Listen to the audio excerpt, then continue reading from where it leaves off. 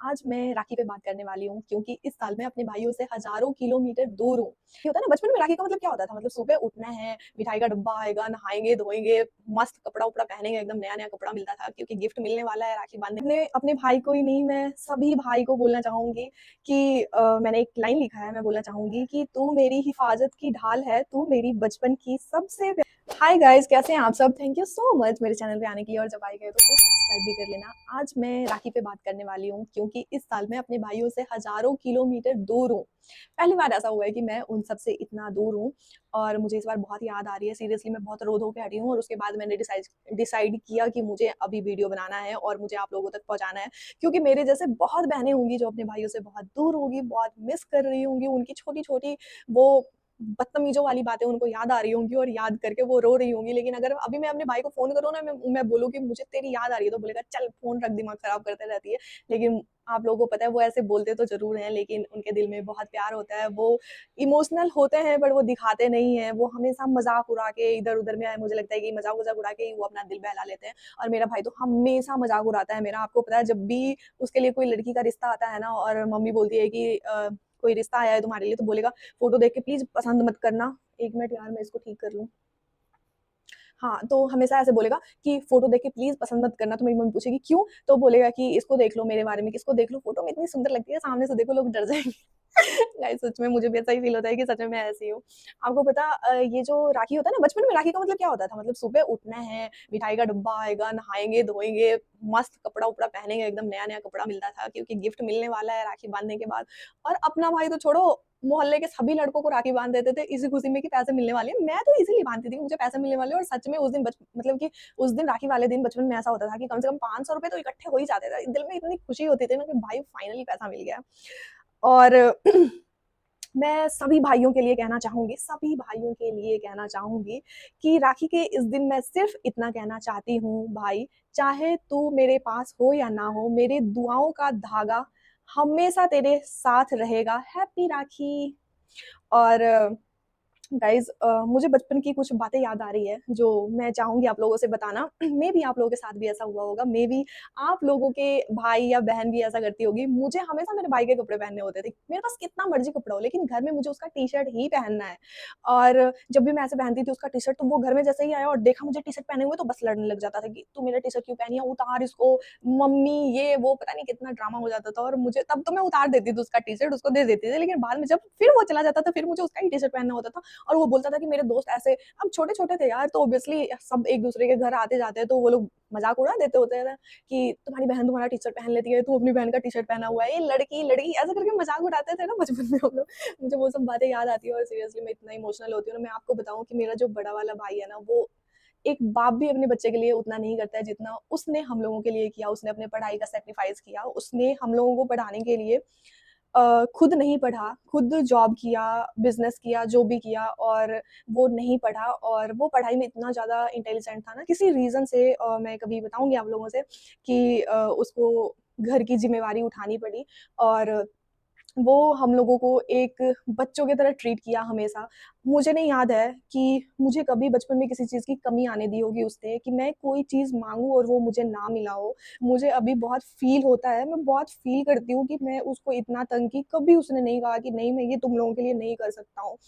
अब जब मैं पैसे कमाती हूँ तो मुझे पता लगता है कि 30 दिन ऑफ़िस में जाना और मर-मर के काम करना और लास्ट में आपके खुद के लिए पैसे नहीं बचना, आपको दूसरों को देना है वो पैसा, घर के खर्चे चलने हैं, भाई-बहन को पढ़ाना है, उसके देने हैं, खुद के लिए जब कुछ भी नहीं बचता है तो मुझे पता अब चला कि ये कितना मुश्किल होता है। कि पैसे कमाओ और मर-मर के काम करो और वो पैसे किसी और को देना है, खुद के लिए 1 रुपए ना बचे। मैं सच में दिल से प्रे करती हूँ भगवान के पास कि मेरे भाई को दुनिया दोनों भाइयों को दुनिया की सारी खुशियाँ मिले, उसको कभी किसी चीज़ की कमी ना आए।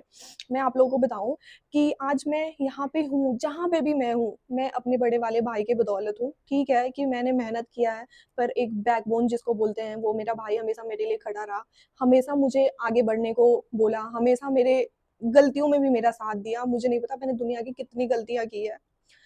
मुझे अब वो सब चीज़ें याद आती है तो मुझे बहुत फ़ील होता है कि मैंने इतनी गलती की और उसने कभी कुछ नहीं कहा मुझे। मेरे पढ़ाई से लेके, मेरे कपड़े से लेके मतलब कुछ भी बुक्स हैं होंगे, कितनी चीज़ें लड़कियों के होते हैं, स्किन केयर हो गया, ये हो गया, वो हो गया, कभी उसने मुझे मना नहीं किया। इनफैक्ट मुझे ही नहीं, मेरे छोटे वाले भाई को भी कभी मना नहीं किया। आज वो भी एक अच्छे पोज़ीशन पे है, अच्छे कॉलेज में पढ़ रहा है बिकॉज़ ऑफ हिम। उसने अपने लिए बहुत सैक्रिफाइस किया और मैं कहती हूँ कि मैं दुनिया में कहीं भी चली जाऊँ पर मेरे भाई के लिए जो प्यार, जो रिस्पेक्ट है ना, चाहे अब हम लोग कमाने लग गए हैं या जो भी करने लग गए हैं, लेकिन जब भी उसे किसी भी चीज़ की ज़रूरत पड़ेगी ना, एक तो मैं कहती हूँ भगवान को कि उसको कभी किसी चीज़ की, कभी किसी की ज़रूरत ना पड़े उसको, कि उसको किसी से कुछ लेना पड़े। लेकिन एक जो होता है ना, आप लोग की लाइफ में भी अगर ऐसा भाई है ना, तो सच में आप लोगों को भगवान बहुत प्यार करते हैं कि ऐसा भाई दिए हैं। आजकल के टाइम में ऐसा भाई मिलना बहुत मुश्किल है और मुझे दुनिया में सबसे ज़्यादा अगर किसी से प्यार है, तो मुझे मेरे भाइयों से है। क्योंकि उसने बड़े वाले भाई ने, आई एम सॉरी मैं थोड़ा इमोशनल हो रही हूँ। बट मैं होना नहीं चाह रही हूँ। मैं बहुत प्राउडली आप लोगों को बताना चाहती हूँ कि मेरा भाई बहुत अच्छा है, दुनिया का सबसे बेस्ट भाई है मेरे पास। और सभी बहन के अंदर यही फीलिंग होता है कि उसका भाई दुनिया का सबसे बेस्ट भाई है।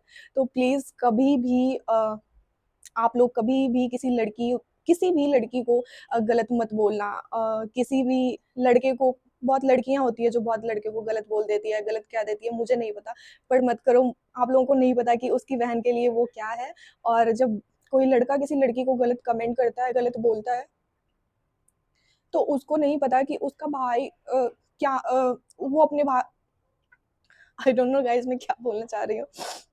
जब कोई लड़का किसी लड़की को गलत बोलता है, तो आपको नहीं पता है कि उसका भाई उसको कितना प्यार करता होगा।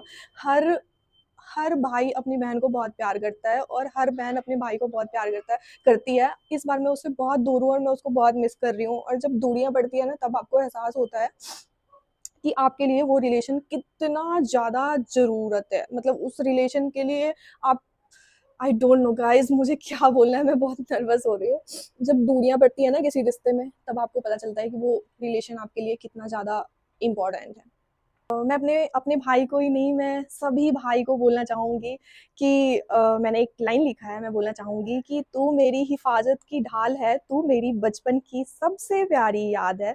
राखी के दिन बस इतना कहना है, तू हमेशा यूँ ही साथ रहना भाई।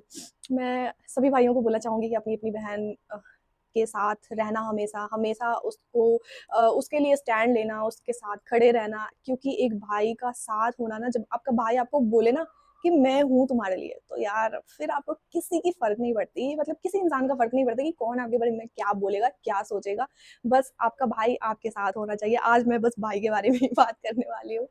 आपको पता, बहुत सारी चीज़ें हैं बताने को, मैं क्या-क्या आप लोगों को बताऊँ?